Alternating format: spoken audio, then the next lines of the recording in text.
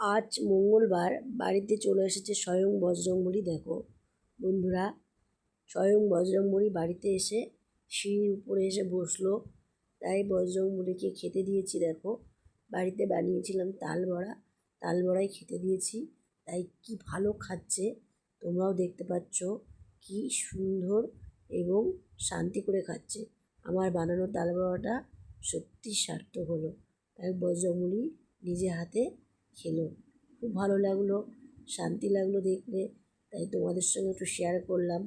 দেখো, আর তার সাথেও দিয়েছি কিন্তু অনেকগুলো কলা আর বিস্কুট খেয়েছে, সাথে খেয়েছে দুটো আলু, সবই খেয়েছে।